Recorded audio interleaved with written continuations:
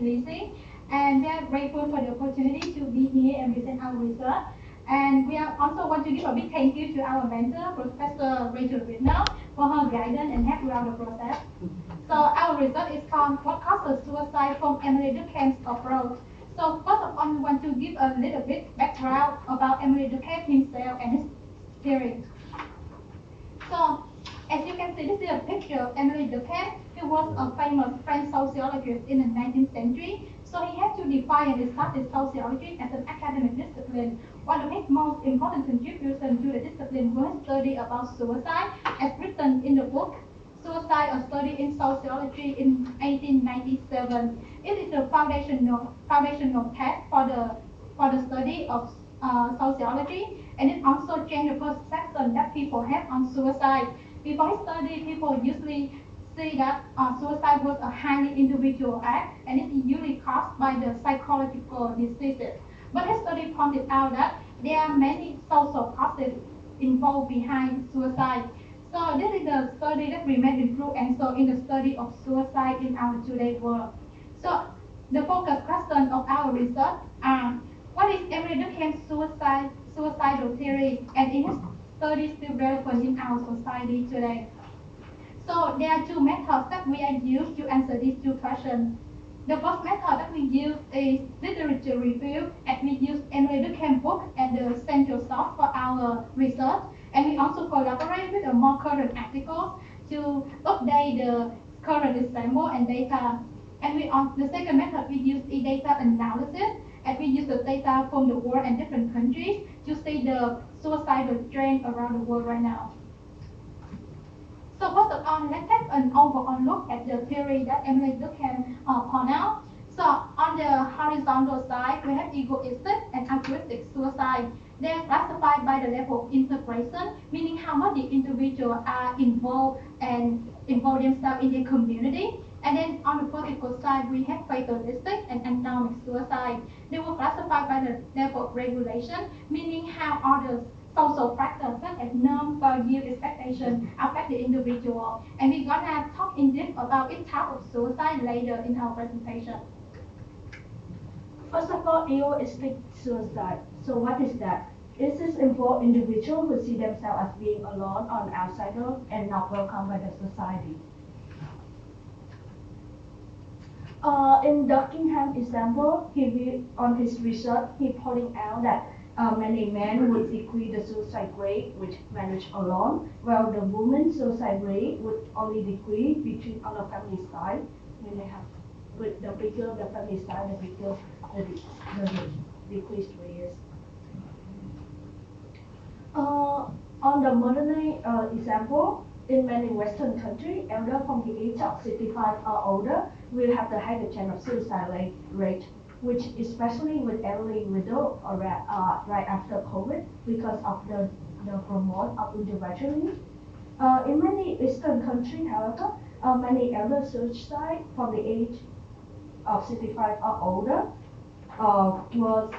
their suicide was not labeled as egoistic suicide. This is because the reason could be traditional Eastern usually have relationship of a community and younger people, while younger people have become more westernized, this have the higher chance of suicide rate.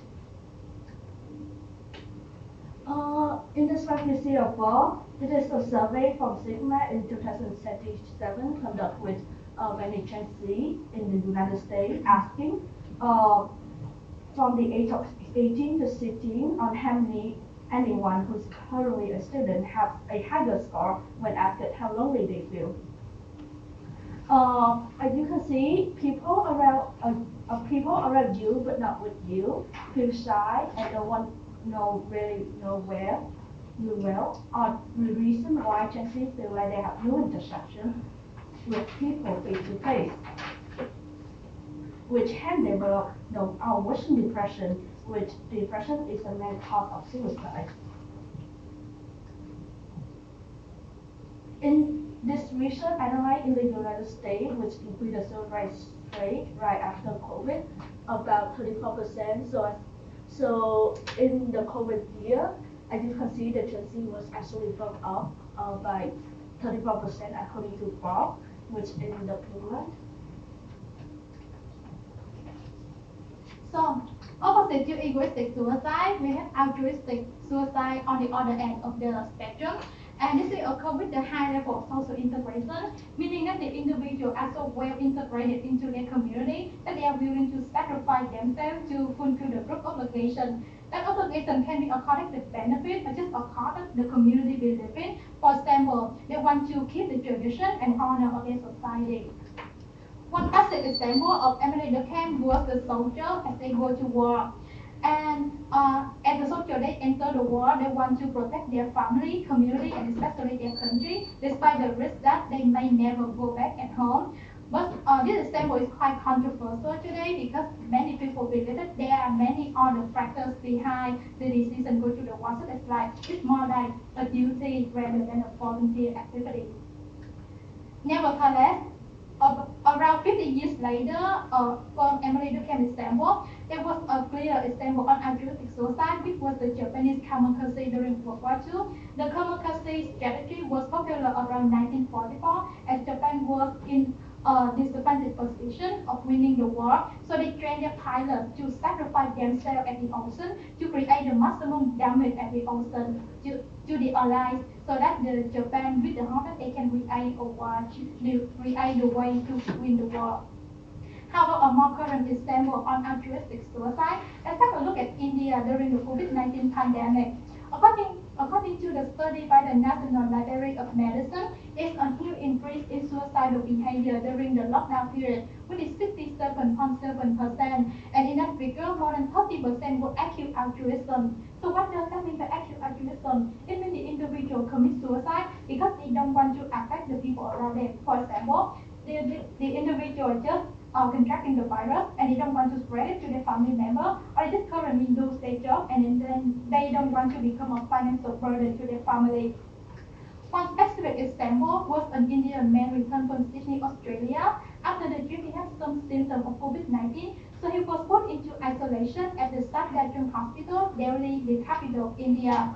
But as India has more and more victims of COVID-19, as long as you have some recovery from the COVID-19, they will send you back to home.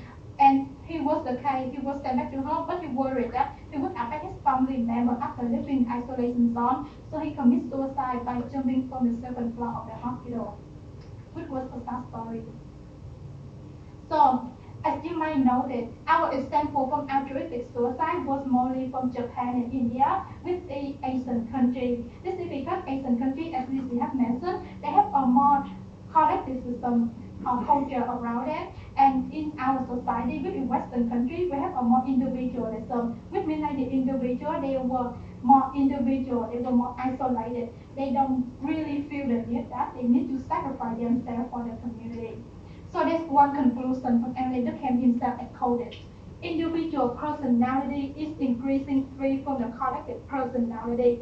It's been like you are yourself, the community, they are made up of many individuals, they have their own personality. Your responsibility is not yours. So now we move on to the political side, and we're starting with the economic suicide or with the low level of social regulation, meaning that the individual, they don't feel supported or protected by the government and all the social organizations around them. And this is usually caused by a sudden or unexpected changes in the situation. It can create a huge amount of stress and frustration, and the individual just want to find a way to escape the reality. So, from Emily Durkheim's example, we have in a controlled economy. From unstable economy, we can have two situations. The first situation is you suddenly experience bankruptcy. That means that you have a lot of money. You are financially independent, but then you lose everything and you don't feel connected to your society anymore. The second example is opposite from this one. Is when you suddenly get a lot of wealth in your hand, your social status suddenly changes.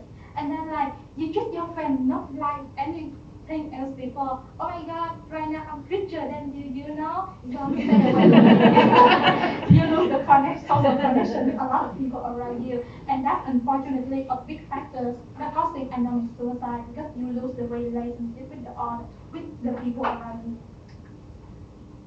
So, according to the study by the Center for Disease Control and Prevention, the suicide rate for adults significantly increased during the economic downturn, such as the Great Depression, when the suicide rates were around 18%, and that figure significantly decreased to 10% during early 2000 when our economy was expanded.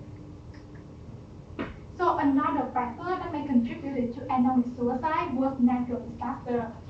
The, the Japanese Public Health Department reported that the 1995 COVID outbreak witnessed significantly increase in the suicide rate, and the survivors they suffered the loss of their family and property. According to the study, more than 600,000 Japanese people died, and then more than 300,000 people become homeless after the earthquake.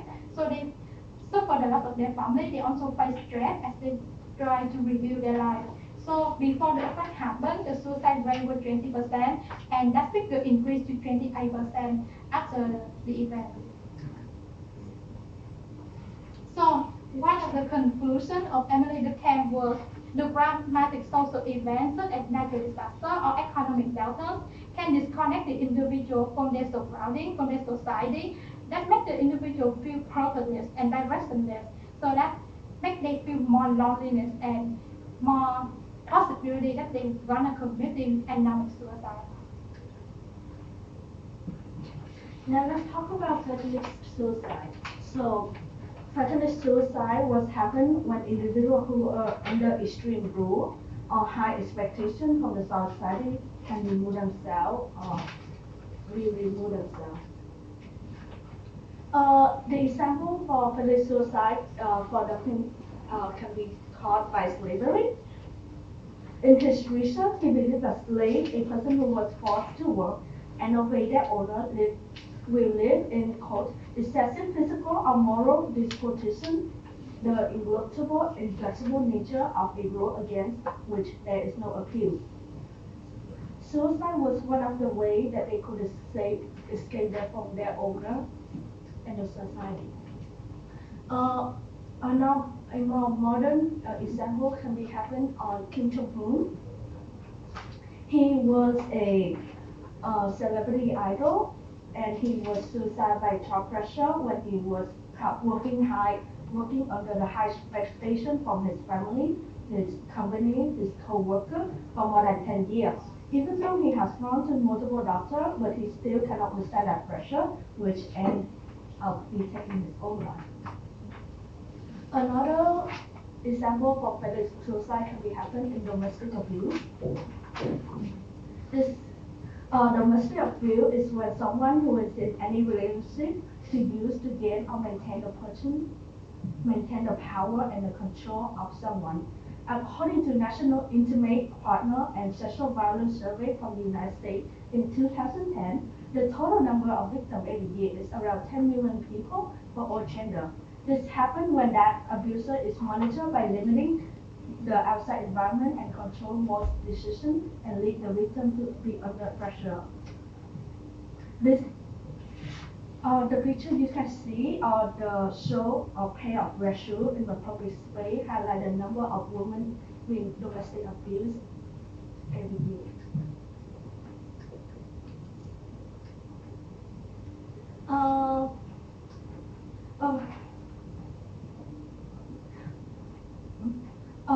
These four theories are still relevant today, and this is the research by B. Anderson on quote, Emily Durkheim on 2002, Lee's suicide have remained relevant in sociology. This course in its original interception, Durkheim provides social study of suicide, especially Durkheim concept of anomy as well as typical typology of suicide, is continually built upon and reimagined and applied to contemporary and case of suicide disorder and high suicide rate.